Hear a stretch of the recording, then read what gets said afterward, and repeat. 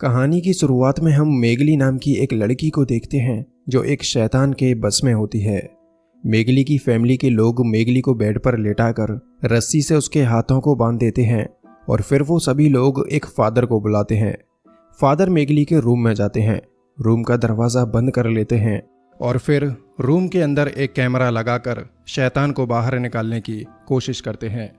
मेगली के अंदर छिपा शैतान फादर को बहकाने की पूरी कोशिश करता है, लेकिन फादर अपने मंत्र पढ़ते हैं जिससे ये शैतान कमज़ोर होने लगता है। ये शैतान एक बात अच्छे से जानता है कि ये जो फादर है ना, वो मेगली को पसंद करते हैं और काफ़ी टाइम से मेगली को जानते भी हैं। अब कुछ देर मंत्र पढ़ने के बाद मेगली बेहोश हो जाती है। फादर उसे चेक करने जाते हैं, तभी मेगली फादर को एक ज़ोरदार किस कर लेती है और ये नज़ारा कैमरे में भी कैद हो जाता है। यहाँ से ठीक 18 साल बाद हमें एक जेल दिखाई जाती है जहाँ एक आदमी एक कैदी को खाना देने उसके पास जाता है और वो देखता है कि उस कैदी की उंगली किसी ने काट ली होती है। इसके बाद हम उसी फादर को देखते हैं जिसका नाम पीटर होता है। वो अपनी बीती हुई गलती की वजह से अभी तक खुद को दोषी मानता है, जो गलती उसने मेगली के साथ की थी। पीटर अपनी गलती को मानने के लिए अपने सबसे बड़े हेड के पास जाता है।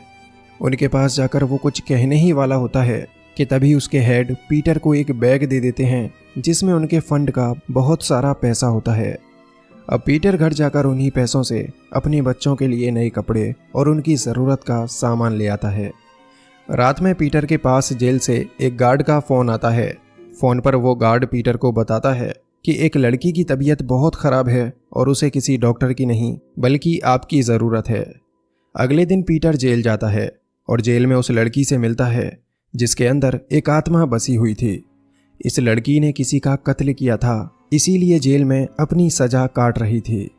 अब ये लड़की पीटर के सामने बिल्कुल वैसी ही हरकत करने लगती है जो हरकत 18 साल पहले मेगली ने की थी, और वो लड़की पीटर से ये भी कहती है कि हम दोनों पहले भी मिल चुके हैं। ये सुनकर पीटर काफ़ी हैरान होता है और फ़ौरन ही जेल से बाहर निकल आता है। इतने में ही वहाँ पर मेगली आ जाती है और वो पीटर से कहती है कि ये लड़की हमारी ही बेटी है।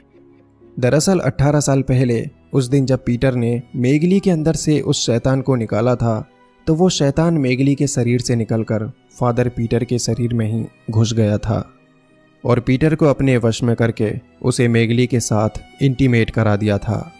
ये सब कुछ होने के बाद मेगली प्रेग्नेंट हो जाती है और कुछ टाइम बाद वो एक बच्ची को जन्म देती है।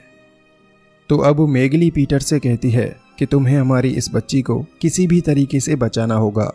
पीटर भी उससे वादा करता है कि वो अपनी इस बच्ची को कुछ नहीं होने देगा और मेगली से उस दिन की हुई गलती के लिए माफ़ी मांगता है। अब पीटर अपनी बेटी की जान बचाने के लिए अपने एक सीनियर माइकल की हेल्प लेता है। माइकल पीटर से कहते हैं ये काम हमारे लिए ख़तरनाक होगा, इसलिए हमें बहुत ही सावधानी बरतनी होगी क्योंकि एक भी गलती की वजह से हमारी जान जा सकती है। अगले दिन फादर माइकल और पीटर दोनों उसी जेल में जाते हैं जहां पर वो लड़की कैद थी। जेल के अंदर उन्हें एक डॉक्टर भी मिलता है जो उनकी हेल्प के लिए वहां पर आया हुआ था। अब इससे पहले कि ये लोग कुछ कर पाते, अचानक जेल की बिजली चली जाती है। तभी उस डॉक्टर को जेल के गार्ड की एक बॉडी मिलती है बहुत ही ख़राब हालत में। डेथ बॉडी को देखते ही डॉक्टर चिल्लाने लगता है। जल्दी से वो पीटर और माइकल को आवाज़ लगाता है। इतने में ही उसे पीटर की बेटी भी दिखाई देती है जो उस डॉक्टर को घूर रही होती है। लड़की को देखते ही डॉक्टर उसे बेहोश करने के लिए इंजेक्शन लगाना चाहता है, लेकिन तब तक वो लड़की डॉक्टर के ऊपर हमला कर देती है जिससे डॉक्टर वहीं पर ढेर हो जाता है। डॉक्टर की चीख सुनकर फादर माइकल और पीटर दोनों दौड़ते हुए आते हैं और डॉक्टर की बुरी हालत देखकर वो दोनों भी डर जाते हैं। डॉक्टर उनसे कहता है जल्दी से यहाँ से भाग जाओ, नहीं तो तुम्हें भी अपनी जान गंवानी पड़ेगी। और उसके इतना कहते ही जेल के अंदर बहुत सारे शैतान आ जाते हैं जो असल में उसी जेल के कैदी होते हैं। दरअसल लड़की के अंदर जो शैतान था उसने जेल के उन सभी कैदियों को भी अपने वश में कर लिया था। अब पीटर और फादर माइकल दोनों मिलकर मंत्र पढ़ने लगते हैं जिससे फादर माइकल की साइड वाले शैतान बुरी तरह से तड़पने लगते हैं, कमज़ोर होने लगते हैं। लेकिन पीटर के मंत्रों का किसी भी शैतान के ऊपर कोई असर नहीं होता। वो सभी शैतान इन दोनों के ऊपर हावी हो जाते हैं, जिसके चलते आखिरकार फादर माइकल और पीटर दोनों अपनी जान बचाने के लिए अंदर बने एक किचन में खुद को बंद कर लेते हैं। अंदर जाकर पीटर को पता चलता है कि फादर माइकल की हालत बहुत नाजुक होती है, क्योंकि वो बुरी तरह से जख्मी हो चुके थे। लेकिन फादर माइकल पीटर के ऊपर गुस्सा करने लगते हैं और कहते हैं कि तुमने आखिर ऐसा कौन सा पाप किया है जिसकी वजह से तुम्हारे मंत्रों का इन शैतानों के ऊपर कोई असर नहीं हो रहा। इस पर पीटर फादर माइकल को 18 साल पुरानी सारी बात बता देता है और अब लड़खड़ाती हुई आवाज़ में फादर माइकल पीटर से कहते हैं कि तुम उस शैतान के आगे किसी भी तरह का समझौता या सौदा मत करना, नहीं तो तुम बुरी तरह से फंस जाओगे। और ये कहते ही फादर माइकल वहीं पर अपना दम तोड़ देते हैं। इसके बाद पीटर फादर माइकल को अलविदा कहकर दूसरे कमरे में आता है और एक कैमरे में अपनी पूरी बात रिकॉर्ड करके अपने सीनियर के पास भेज देता है। इसके साथ ही पीटर अनजाने में हुए उस गुनाह के लिए रो रो कर गॉड से माफ़ी मांगता है। कुछ देर बाद पीटर फिर से बाहर आता है और दोबारा से वो अपने मंत्रों को पढ़ना शुरू करता है, मगर इस बार कमाल हो जाता है, क्योंकि पीटर के मंत्र बहुत अच्छे से काम कर रहे थे, यानी कि गॉड ने उसे माफ़ कर दिया था। पीटर उन सभी शैतानों को ख़त्म कर रहा होता है, लेकिन तभी अचानक पीछे से उसकी बेटी पीटर के ऊपर हमला कर देती है। बाद में जब पीटर की आंख खुलती है तो वो खुद को एक कमरे के अंदर बहुत सारी जंजीरों से बंधा हुआ पाता है और वो शैतान उसके ऊपर कोई जादू कर रहा होता है। पीटर उससे कहता है, तुम मेरी बेटी को छोड़ दो, वो तो अभी मासूम सी बच्ची है।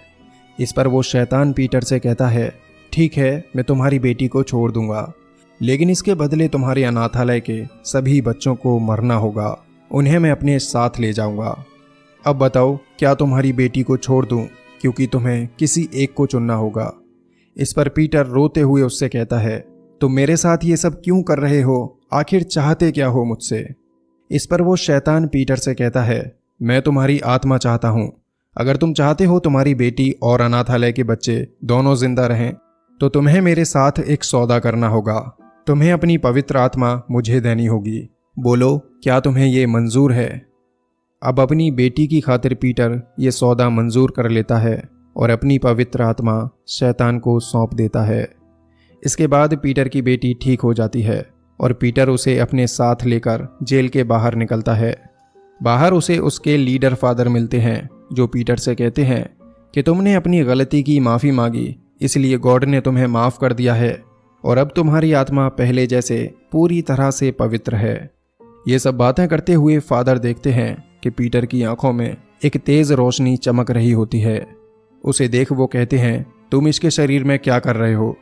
तभी पीटर के अंदर छिपा हुआ शैतान हंसते हुए फादर से कहता है, तुम्हारे पीटर ने अपनी बेटी की जान बचाने के लिए अपनी आत्मा मुझे सौंप दी है और अब से ये बस मेरा गुलाम है। ये कहता हुआ पीटर इस शहर को छोड़कर चला जाता है। मूवी के लास्ट में हम पीटर की बेटी को देखते हैं, जिसे गॉड की तरफ से बहुत पवित्र शक्ति मिली होती है और वो इन शक्तियों के साथ बहुत ही शक्तिशाली होती है। ये मूवी यहीं पर ख़त्म होती है। वीडियो आपको कैसी लगी कमेंट करके बताना और अगर वीडियो पसंद आए तो इसे लाइक करके जाना। इसके अलावा हमारी और ऐसी वीडियोस देखने के लिए इस चैनल को सब्सक्राइब करके अपना सपोर्ट बनाए रखना। Thank you so much for watching this video.